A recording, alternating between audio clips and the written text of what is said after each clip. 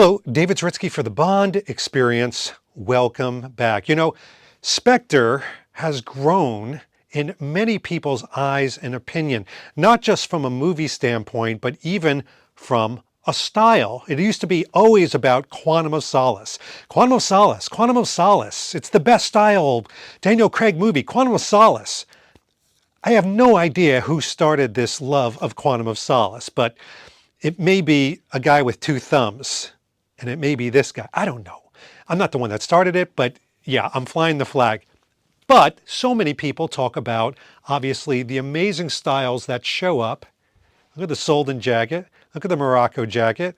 Look at Mr. White's outfit and so many more. It's hard to deny that they really put together a lot of aspects that connect with us in more than just a casual Bond, but something that is not fashion, but style. Now, there's been different iterations of a very special outfit. We'll take a look at it here. It is, of course, the casual Bond Moroccan outfit. And look at this. I've got it displayed here. I've got the Tom Ford shirt. I've got the Morocco jacket, right, from Matchless. Today, I'm wearing my Spectre watch. Heck, I even have the right chinos on and the J. Crew boots. All in all, I'm kind of ready.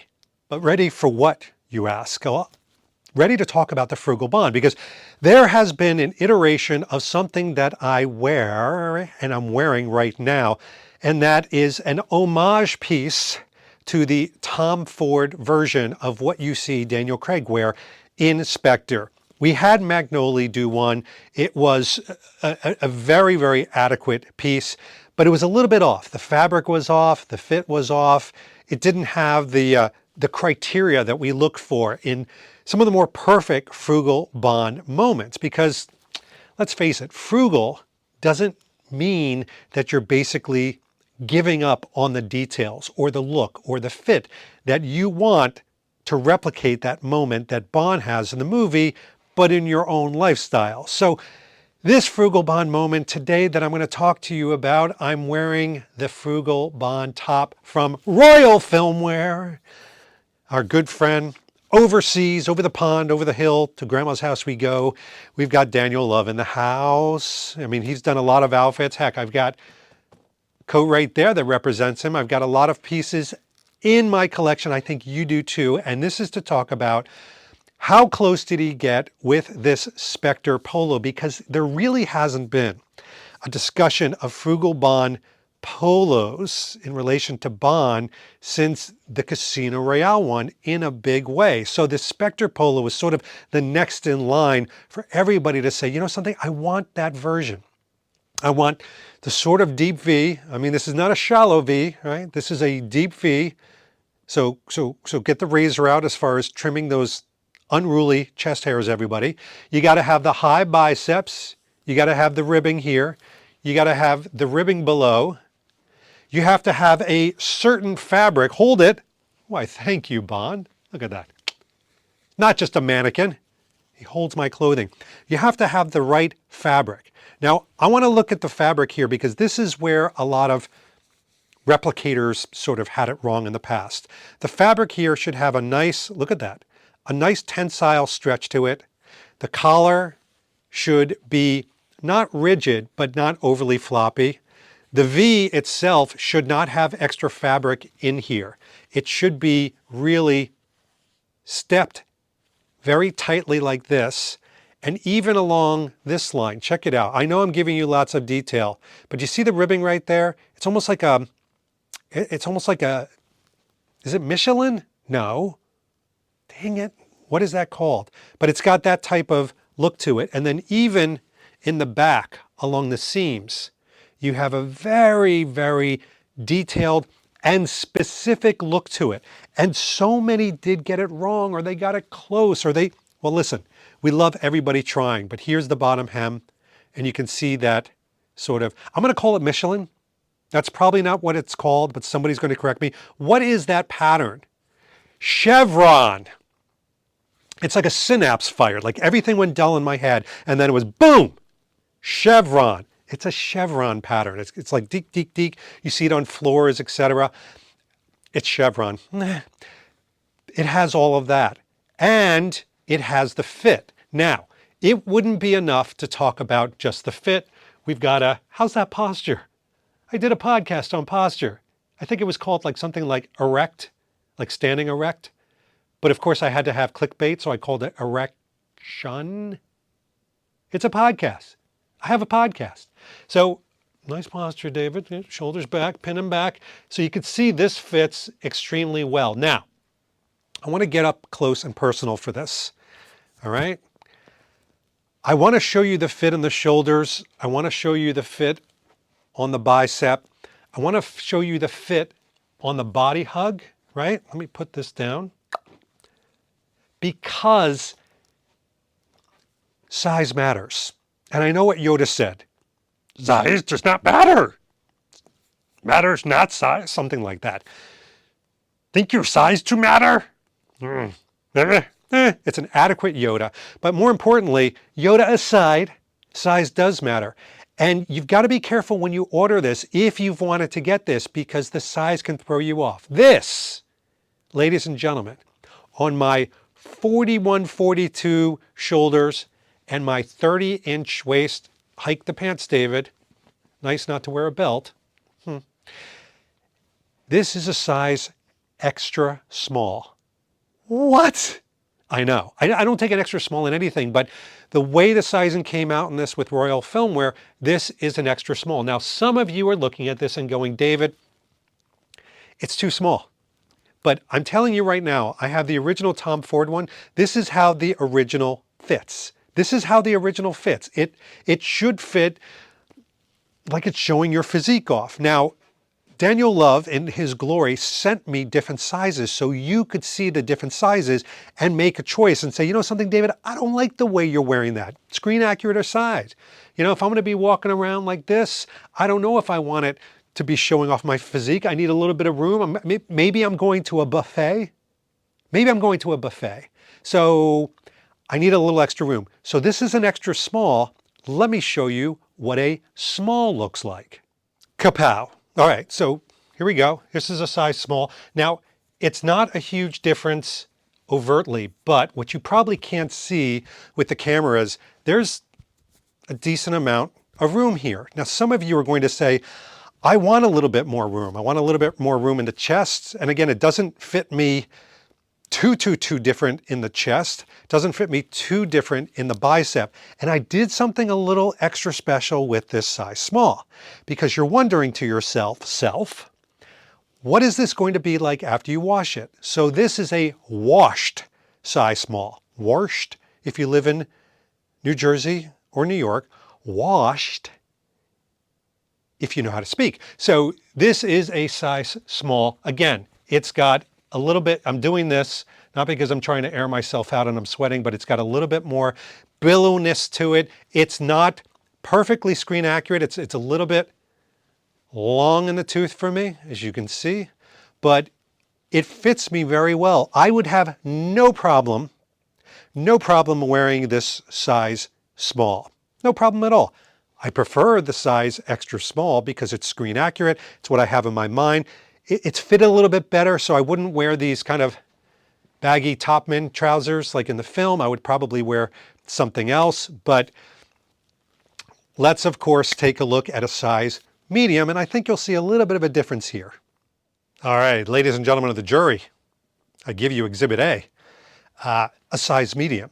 Now, great coloring, and by the way, from a color standpoint, this is a deep navy. The original one from Tom Ford is like a slightly darker royal type of color, so there is a color difference from the screen accurate one.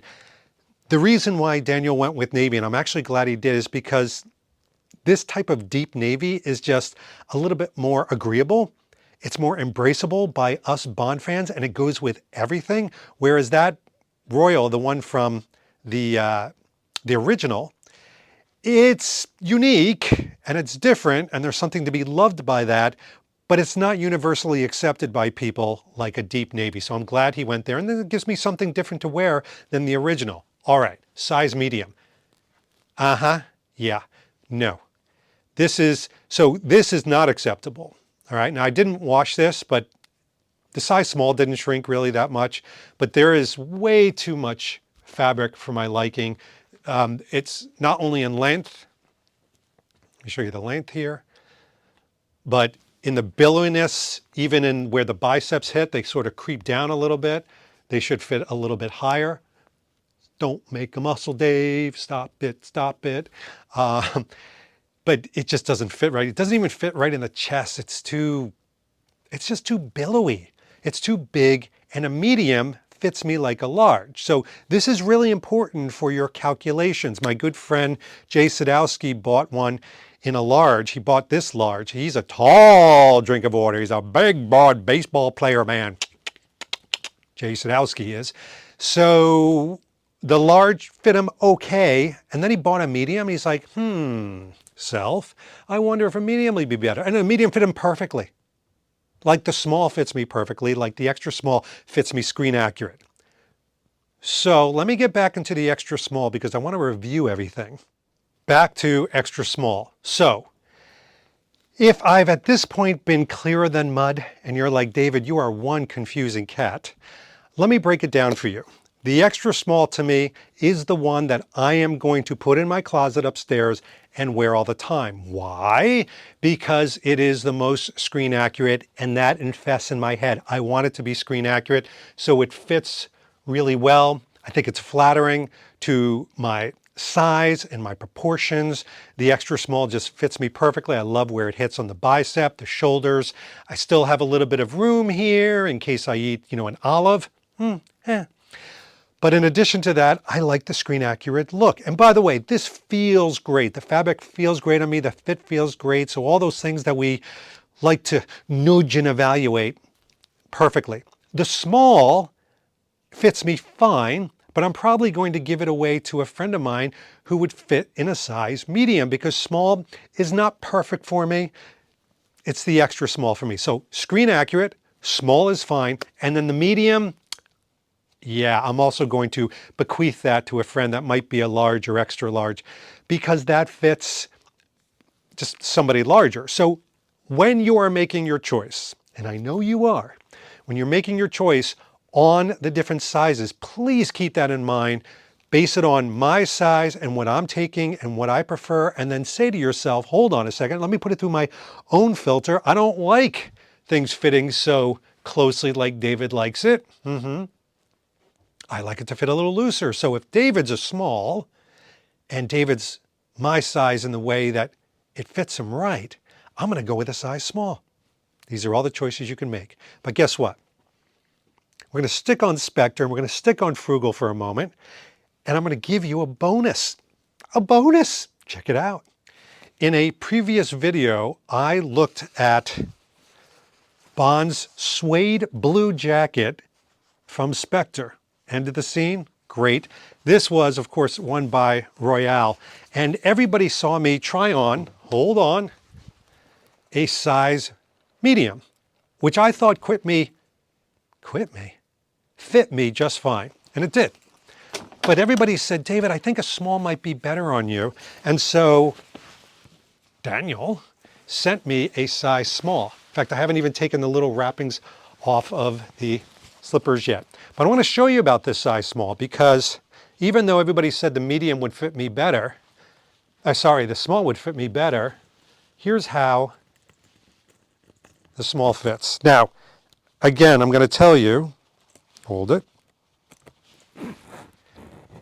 This might be screen accurate, but the small fits too small. And I'm doing pretty good on my waist right now, but it feels tight in the body. It feels restrictive, okay? You can probably see it here under these lights.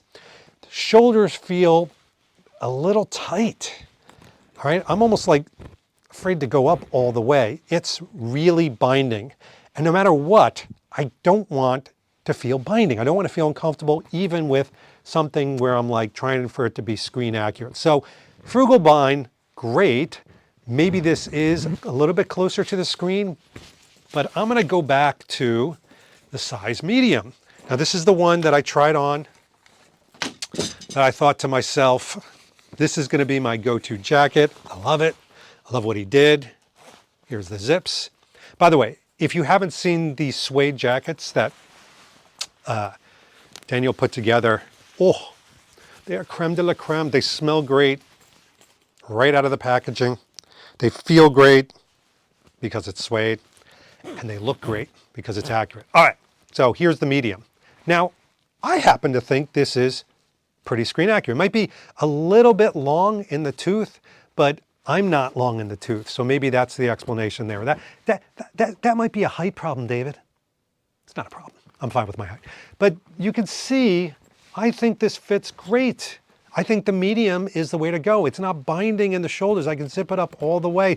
The arms fit fantastic. So sorry, audience. I know you thought it was going to be all around a medium jacket, or a small jacket, I mean, but I'm sticking with the medium. I'm going to stick with the medium just because I think it fits me better. It's more comfortable. It's got to be comfortable. It's got to fit right. I still think it looks screen accurate, so I have no problem with it. There you go. A little bonus. And who doesn't like a little bonus every now and then? All right.